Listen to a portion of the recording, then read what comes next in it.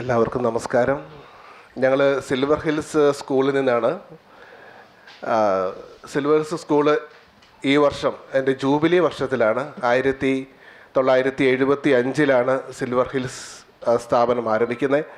അപ്പം ഈ വർഷം എല്ലാ വർഷവും നടത്തിക്കൊണ്ടിരിക്കുന്ന ബാസ്ക്കറ്റ് ബോൾ ടൂർണമെൻറ്റ് ഈ വർഷം കുറച്ചുകൂടി വിപുലമായ രീതിയിൽ ഓൾ ഇന്ത്യ ബാസ്ക്കറ്റ് ബോൾ ടൂർണമെൻറ്റാണ് നടത്തുവാനായിട്ട് തീരുമാനിച്ചിരിക്കുന്നത്. ആ കാര്യം നിങ്ങളുമായിട്ട് പങ്കുവയ്ക്കുവാനായിട്ടാണ് ഞങ്ങളിവിടെ ആയിരിക്കുന്നത്. എൻ്റെ പേര് ഫാദർ അഗസ്റ്റിൻ. ഞാൻ സ്കൂളിൻ്റെ മാനേജറാണ്.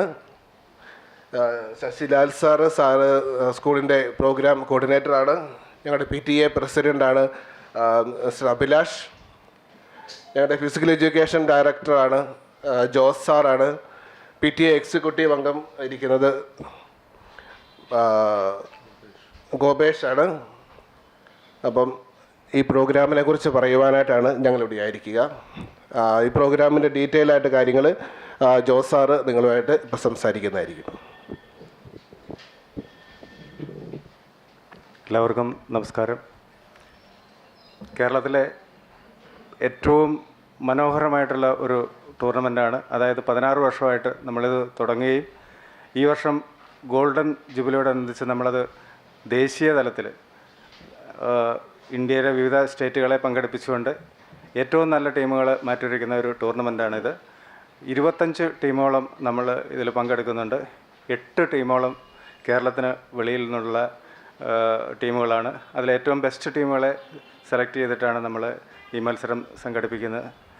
അതായത് 29-ാം തീയതി തുടങ്ങി 1-ാം തീയതി ആണ് മത്സരങ്ങൾ അവസാനിക്കുന്നത്. 1-ാം തീയതി രാവിലെ 8 മണിക്ക് മിനി സെക്ഷനിലെ ഫൈനലും അതിനുശേഷം ഗേൾസിൻ്റെ ഫൈനലും അതിനുശേഷം ബോയ്സിൻ്റെ ഫൈനലുമാണ് മത്സരങ്ങൾ നടക്കുന്നത്.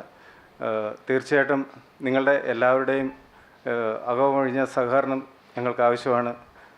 ഇതിനെക്കുറിച്ച് അതായത് ഉദ്ഘാടന പരിപാടികൾ നമുക്ക്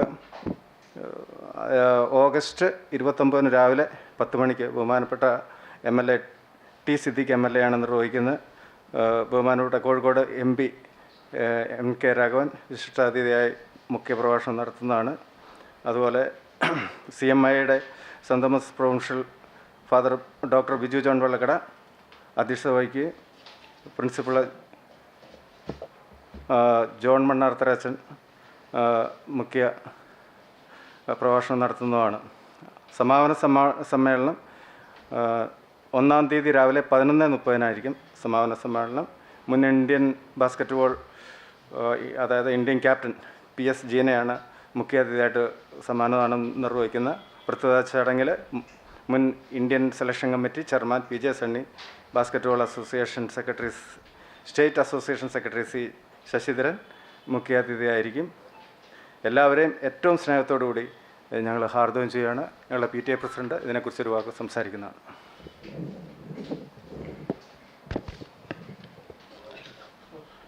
നമസ്കാരം. സൂചിപ്പിച്ചതുപോലെ സിൽവർ ഹിൽസ് ഹയർ സെക്കൻഡറി സ്കൂളിൽ നടക്കുന്ന 16ാമത് നാഷണൽ ഇൻ്റർ സ്കൂൾ ബാസ്ക്കറ്റ്ബോൾ ടൂർണമെൻറ്റാണ് വരുന്ന 29 മുതൽ 1-ാം തീയതി വരെ Paroppadi Silver Hills higher secondary സ്കൂളിൽ വെച്ച് നടക്കുന്നത്. എല്ലാ വർഷവും വളരെ ഗംഭീരമായി നടക്കുന്ന ഒരു ടൂർണമെൻറ്റാണ്. ഇത്തവണയും ഏകദേശം സീനിയർ ആൺകുട്ടികളുടെ വിഭാഗത്തിൽ 12 ടീമുകൾ, അത് കേരളത്തിനകത്തും പുറത്തു നിന്നുള്ള പ്രബലരായ ഒരു 12 ടീം ആൺകുട്ടികളുടെ വിഭാഗത്തിലും അതോടൊപ്പം തന്നെ ഒരു 9 ടീം പെൺകുട്ടികളുടെ വിഭാഗത്തിലും മിനി ബോയ്സ് വിഭാഗത്തിൽ 4 ടീമും മാറ്റുരയ്ക്കുന്ന, അങ്ങനെ 25 ടീമുകൾ 10-35 മാച്ചായി മാറ്റുരയ്ക്കുന്ന ഈ ഒരു ടൂർണമെൻറ്റ് 29-ാം തീയതി അതിന് തുടക്കം കുറിക്കുകയാണ്. നിങ്ങളേവരെയും ആ ഒരു പ്രോഗ്രാമിലേക്ക് ക്ഷണിക്കുകയാണ്.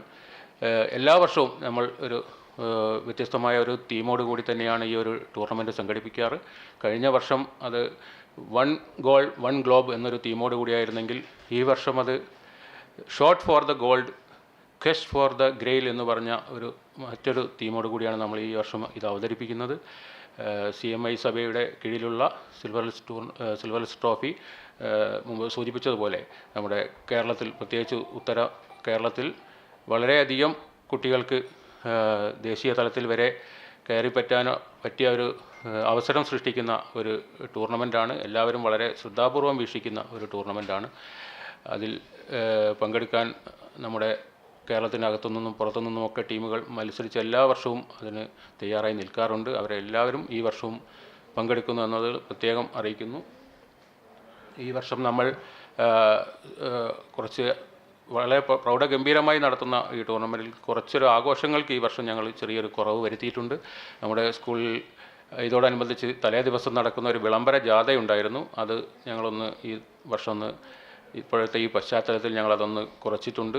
എങ്കിലും നമ്മുടെ ഒരു ആഘോഷത്തിൻ്റെ ഇതിൽ, അല്ലെങ്കിൽ നമ്മുടെ കുട്ടികൾക്ക്, വളർന്നു വരുന്ന കുട്ടികൾക്ക് നമ്മുടെ ഈ ഒരു ബാസ്ക്കറ്റ് ബോൾ അവർക്ക് കിട്ടുന്ന അവസരം പാഴാക്കാതിരിക്കാൻ നമ്മൾ ഈ വർഷവും ടൂർണമെൻറ്റുമായി മുന്നോട്ട് പോവുകയാണ്.